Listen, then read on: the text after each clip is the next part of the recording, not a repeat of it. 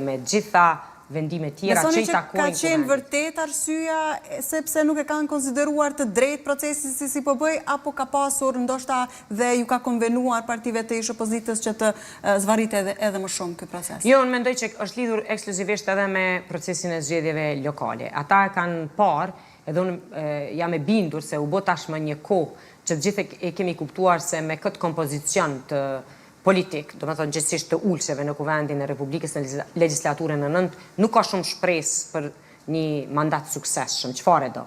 Prandaj, në cilin do rastun, mendoj që është munduar të përfitohet në kohë në raport me procesin e zgjedhjeve lokale, me shpresën se ata mund të kenë një rezultat më pozitiv në zgjedhjet lokale dhe me njëherë pas rezultatit, qoftë të raundit të parë apo edhe të raundit të dytë të balotazhit, që siç duket do të kemi në shumicë të komunave balotazh, atëherë të shkojmë në zgjedhje. Do të thotë që të krijohet një momentum tjetër për ta, më pozitiv, në raport me rezultatet e zgjedhjeve të vitit 2021 dhe këto të fundit të vitit 2025. Thua se pashmangshëm do të shkojmë në zgjedhje nacionale?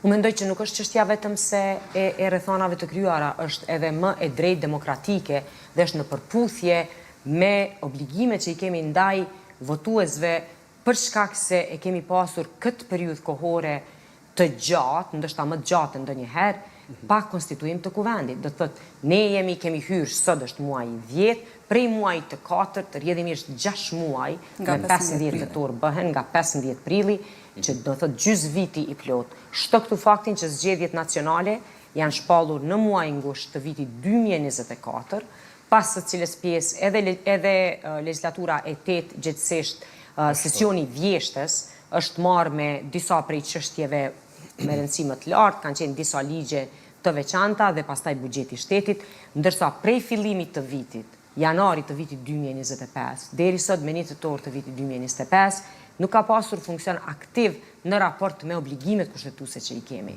Prandaj, nëse shiqohet në elementin më të thjeshtë të funksionimit të demokracisë, të llogaridhënies, të marrjes së përgjegjësisë për situatën e krijuar, unë besoj që fjala duhet i kthehet sovranit. Nuk është situatë e zakonshme, nuk është situatë normale, nuk është situatë që mund të normohet ose të konsiderohet si e përsëritshme në një rrethon tjetër. Të gjithë ata që e kanë menduar lehtësisht që mund ta marrin mandatin e deputetit ose deputetës dhe pastaj të sillen ashtu siç ju thojnë drejtuesit e partisë pa një obligim ndaj votuesve për konstituim të kuvendit, ta kuptojnë se nuk është kjo sjellje e cila mund të përsëritet në një proces zgjedhor. Por kusari, ju realisht besoni që në rast një palë zgjedhjeve të reja do ndryshonte diçka, sepse realisht ishin shumë afër zgjedhjet. I patëm në shkurt dhe rezultati dhe vota e qytetarëve ishte se dëshironin që të ishenin partitë në koalicione. Mendon se realisht do të ndikoj diçka që të shkojmë ndryshe për ndonjërin parti? Po, do të ndikoj që ne të gjithë duhet të marim konfirmim ose rikonfirmim për a kemi bërë të drejtën apo të gabuarën gjatë këtij procesi. Partitë duhet të ballafaqohen me këtë. Do të thotë është si proces i verifikimit të miratimit apo mos pajtimit me sjelljen që e kemi pasur deri më tash. Por rezultati mund të ishte nëse rezultati është i njëjtë, ngjajshëm. Nëse rezultati është i njëjtë ose i ngjajshëm, të gjitha partitë do e kuptojnë se nuk mund t'i kthehen skenarit të njëjtë. Do të thotë tu është dallimi përmbajtësor, që partitë duhet ta kenë të obligueshme të dinë me njëherë pas rezultatit që o duhet të ulen dhe të dakordohen ose të kenë, do me thonë të kenë një qartësi mbi procesin e votimit në kuvend prej seancës konstituive, o nuk mund të vazhdojnë ndryshe. Mirë, po dhe kjo nuk mund të kaloj pa marrë askush përgjithësi, zonja Kusari, me qënë se i kemi e thatë edhe vetë, po thuaj se një vit të plot, të humbur, edhe krejnë funditës janë qytetarët ata cilët pësojnë. Po, për këtë qytetarët duhet ta japin mendimin e vetë. Këtë po e kërkoj. Unë mendoj që kjo është forma më demokratike, se në secilin shtet, në cilin ki funksionim të mirëfillt të demokracisë, në krizat e kësaj natyre, kthehet prapë nëse do të prodhojë rezultati i njëjtë, a nuk do të ishte ky një konfirmim për secilin parti se elektorati i secilis parti po mendon që ka vepruar drejt partia. A mendoni ju se mund të kemi tërësisht rezultate njëjtë? Unë jam e bindur se rezultati do të ndryshojë. Unë jam e bindur se partitë ndoshta një deputet, dy më shumë. Jo, unë mendoj që partitë të cilat janë sjellur në mënyrë një farë forme e kanë pasur veshin e shurdhët ndaj kërkesave edhe të elektoratit të vet, për funksionim të mirëfillt dhe proces, për shembull, të marrjes pjesë në votime për partitë e diritashme opozitare kur nuk e kanë shfrytzu ose nuk e kanë kry obligimin e tyre kushtetues të marrjes pjesë në votim. Do me thënë, ne si deputet jemi aty për të votuar, nuk jemi aty për të mos marrë pjesë në votim. Mos marrja pjesë në votim, unë mendoj se ka qenë dëmi më i madh që është shkaktuar gjatë kësaj periudhe kohore në raport me konstituimin e kuvendit. Në asnjë situatë ne nuk është se jemi tërhequr nga obligimi ynë. Edhe kur kemi kundërshtuar kandidatin e listës serbe, kemi marrë pjesë në votim kundër. Edhe kjo ka qenë kërkesa jone vazhdueshme për partitë e kërkesa atyre ka qenë që të kthehet votimi në atë që ka nisë në të hapur, në mënyrë që të marrin edhe ata pjesë në votim. Sikur në fillim ta kishim votuar kundër komisionit, ishim kthy menjëherë. Pse duhet ne që në secilin vendim politik të kërkojmë mendim ligjor nga gjykata kushtetuese? Kjo ka qenë pjesa më absurde e komplet krejt procesit. Dhe konsideroni që ka qenë e qëllimshme? Po nuk e di, kjo është pyetje për ta.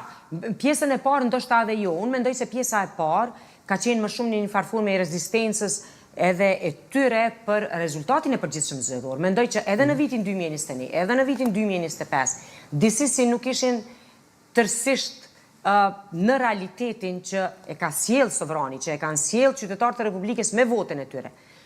Dukej se sikur nuk e kanë pranuar rezultatin e vitit 2021 në kuptimin që gjatë gjithë ushtrimit të mandatit në legislaturën e 8 janë mundu t'ju tregojnë njerëzve se ju keni gabu, këta ju kanë mashtru, se këta s'ka shans të kenë qenë kaq suksesshëm që t'i fitojnë 50%. Të njëjtën pastaj, disi ju mundonin t'a jepnin mesazhin se ishte mundur që tash janë 42%. Do më thonë kemi prit që kemi me pas rënje më të madhe se ka pas investim shumë të madh nga partitë e diritashme të opozitës që të ndryshoj rezultati. Megjithatë edhe për juve ishte një tregues, zonja Kusari Lilia, se duhet të bashkëpunoni me partitë e tjera. E para dhe e dyta që rrallë ndodh që partitë të cilat janë në pushtet për 4 vite mund të marrin eksaktësisht të njëjtin rezultat. Rrallë ndodh, ka situata, për shembull ndodhi në Shqipëri, ku u konfirmua mandati. Po, por ndodhi kjo që ndodhi, ne prap ishim partia fituese me një rezultat dukshëm më të mirë gjithsesi se sa partia e dytë, me një diferencë tepër të madhe në vota. Dhe kjo ishte evidente edhe për ta. Prandaj në këtë situatë, unë e kom pas se diçka nuk është në rregull prej momentit kur kanë refuzuar të marrin pjesë në votim fillimisht, nëse mbanin mend, për raportin e KQZ-s, për konfirmim të mandatit. Aty u vrejt se ka diçka që nuk funksionon, që nuk është në rrjedh të logjike së deri tashme, që po synohet disi me çdo kusht të parandalohet një proces i cili deri më atëherë ishte proces lehtësisht i kalueshëm, domethënë në të gjitha legislaturat, pa marrë parasysh se nuk ishte raport i përgatitur nga ne, ishte raport i përgatitur dhe i votuar edhe nga përfaqësuesit e tyre pranë Komisionit Qendror Zgjedhor për mandatet e marra e fituara, në fakt nga gjitha grupimet politike. Kur ata filluan të abstenojnë që në fillim, gjithsesisht mos marrin pjesë në votim, u vrejt se nuk ka shenja të mira të funksionimit. Se një plan i zvarritjes, më shumë se sa i blokimit të formimit të qeverisë Kurtit 3, duke qenë se edhe dijej se nuk i kishit 61 vota për ta formuar qeverinë dhe si rrjedhoi edhe mund t'ju lenin të shkonin deri aty ku të rrjedhte afati 15 ditësh dhe pastaj t'i kalonte partisë së dytë. Në secilin, unë mendoj që këtu ka pasur diçka tjetër, shtesë. Domethënë në rrjedhën e të njëjtës çfarë ju në logjikën e njëjtë që ka ju e përshkruat, është diçka më tutje. Që ata nuk kishin marrëveshjen mes vete për formimin e qeverisë së opozitës së deri tashme. Do të thotë, këtu ishte ajo esenca e gjetjes së arsyeve për zvarritjet më të tjeshme, për shkak se ata nuk e kishin. Se imagjinoni sikur ata ti kishin 61 vota, sa do me nguti do të shkoni dhe asnjë prej çështjeve që u ngritën në vazhdimsi, nuk do të ishte çështje për gjykatën kushtetuese, po do të vraponin pas votimit të qeverisë dhe marrjes së pushtetit. Dhe këtu vijem në konkluzionin apo përfundimin se të gjitha partive ju ka konvenuar kjo zvarritje, duke qenë se as ju nuk i kishit numrat, nuk i kishte as opozita. Për dallim se ne në asnjë mënyrë nuk kemi sjellur njëjtë sikur sa ata.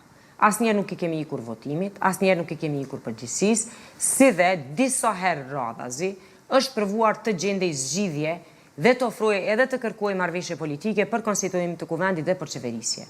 E dini ka qenë ftesa 2 herë e kryeministit Kurti, kryetari i televizjes vetëvendosje për krerët e partive politike. Në herën e parë ka shkuar vetëm kryetari i Partisë Demokratike me Emri Krasniqi. Kjo ka pasur të bëjë me konstituimin e kuvendit. Herën tjetër ka qenë letra e drejtuar Lidhjes Demokratike Kosovës, jo vetëm për konstituim të kuvendit, por edhe për formim të institucioneve, gjithsesi për formimin e qeverisë, kërkesa, oferta për marrëveshje politike. Nuk ka pasur as takim se LRM fillim të diskutimeve. Herën e tretë ka qenë diskutimi i përbashkët me gjitha krerët të partive politike, të cilat janë të përfaqësuara në Parlamentin e Kosovës për të dalë nga kjo situatë pas aktgjykimit të parë të gjykatës kushtetuese, të cilin e kishin dorëzuar deputetët e Aleancës për Armërinë e Kosovës bashkë me disa deputet të Lidhjes Demokratike dhe të Partisë Demokratike. Prandaj, nga ana e jonë si grup parlamentar ka pasur vazhdimisht përpjekje për të gjetë zgjidhje, për të hyrë në një fazë ku do të rjedh afati. Përkundrejt që s'ka marrëveshje politike ose s'ka pasur marrëveshje politike, jemi të gatshëm dhe kemi qenë të gatshëm që të dalim para fillimit gjithsesi të marrim përsipër përgjegjësitë për krimin e institucioneve. Në të kundërtën ka ndodhur me partitë deri tashmë opozitare që nuk kanë pranuar. Dhe në momentin kur nguron, nuk vepron, nuk voton, nuk merr vendim dhe nuk pranon oferta që të vinë, nuk e di se cila mund të jetë zgjidhja tjetër. Nuk mund të qëndrojmë ne në derë të gjykatës kushtetuese, duke pritur që të gjitha zgjidhjet e problemeve tona politike do i gjejmë tek gjykatësit e gjykatës kushtetuese. Në fund të ditës ata gjykatës votohen nga Kuvendi i Republikës së Kosovës. Është bërë praktik tash për secilin problem në perceptimin tuaj. E kam fjalën për detaje sepse shpesh herë edhe në studion tonë dhe në studio tjera televizive është diskutuar që ndoshta gjykata kushtetuese ka lënë hapësirë më pas që edhe të interpretohet në çfarë do mënyre nga partitë politike ato se çfarë edhe i ka propozuar ose urdhëruar siç e thatë edhe më herët. Në këtë formë konsiderojnë se tashmë është bërë praktikisht që për secilin gjë të shkohet, trokitet në derën e gjykatës kushtetuese? Po, ajo ka qenë praktike edhe gjatë mandatit të kaluar, do thotë gjatë legislaturës së tij. Nëse mbanin mend në secilin gjithsesi votim të draft ligjit në lexim të parë apo ligjeve në lexim të dytë, në ato ku s'kan mundur të ndalin me vot në kuvend për shkak se i kishim shumicën, opozita e atëhershme ka dërguar në gjykatë kushtetuese. Dhe si rrjedhoi e kësaj ne i kemi diku nëse nuk gaboj edhe 9 ligje të miratuara të Kuvendit të Republikës që sot e kësaj dite nuk kanë aktgjykim final nga gjykata kushtetuese. Dhe është kjo forma se si ne duam ta zhvillojmë ose ta përparojmë shtetin. Kemi përfunduar në një situatë në të cilën aktgjykimi i parë me procesin e konstituimit të Kuvendit ka pasur jo vetëm mangësi, por paqartësi enorme, edhe hapësina për interpretime të ndryshme. Gjë e cila edhe zvariti më tutje edhe konstituimin e Kuvendit, nëse e mbanin mend. Ka pasur nene brenda një aktgjykimi gjithsesi paragrafe të cilat kanë dhënë hapësirë për interpretim varësisht a je në situatën e pozitës apo opozitës së deri tashme. Dhe kjo ka ndodhur. Do të thotë, ne duhet të vinë në një moment ku marrim përgjegjësi politike dhe ne kemi qenë të gatshëm për marrjen e kësaj përgjegjësie dhe prandaj edhe kemi marrë pjesë në votim. S'kan qenë opozita deri tashme. Unë kam pasur bindjen që ata gjithmonë kanë pasur këtë pasiguri në vete për vendimarrjen e tyre, një huti dhe një farë ndjenje ndoshta inferioriteti në raport me proceset politike që mund t'i zhvillojnë, duke kërku vazhdimisht interpretim të gjykatës e jo duke marrë vendim politik për vete. Dhe kjo është tepër e para e rrezikshme dhe ka qenë e dëmshme e siç po e shohim edhe me një ngjecje të madhe në formimin e institucioneve. Po, një afat 12 ditor na pret pas publikimit në gazetën zyrtare të këtij aktgjykimi, do të ketë përpjekje nga lëvizja vetëvendosje për të biseduar në mirëbesim për të kërkuar që të votohet Nenad Rashić, duke qenë se ka pasur deputet që kanë deklaruar se është dashur që të bisedohet paraprakisht të kërkohet vota për Nenad Rashić, pra në mirëbesim.